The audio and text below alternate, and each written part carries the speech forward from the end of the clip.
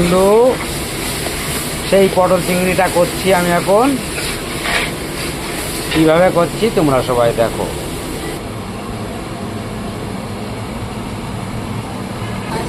দেখো বন্ধু, সেই মশলাটা দিচ্ছি।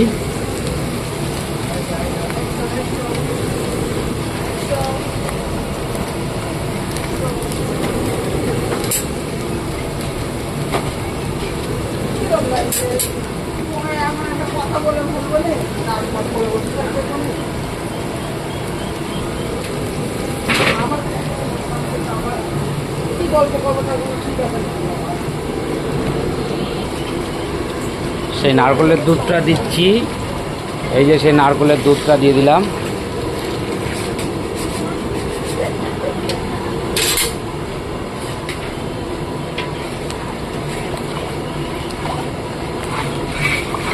পটল চিংড়ি হচ্ছে বন্ধু।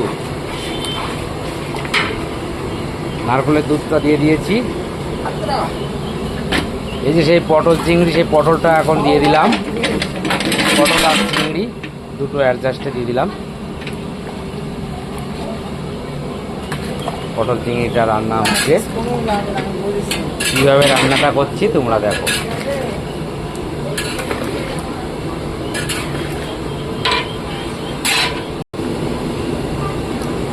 পটল চিংড়িটা নারকেলের দুধ দিয়ে করলে খুব সুন্দর হয়, তার জন্য আমরা নারকেলের দুধটা দিয়ে করি।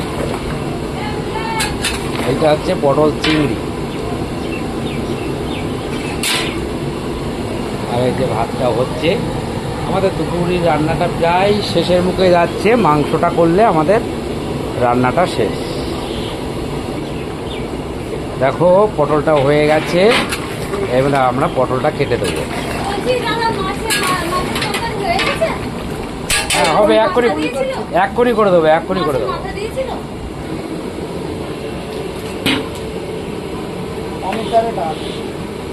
কাটো কাটো কাটো কাটো পটল চিংড়ি।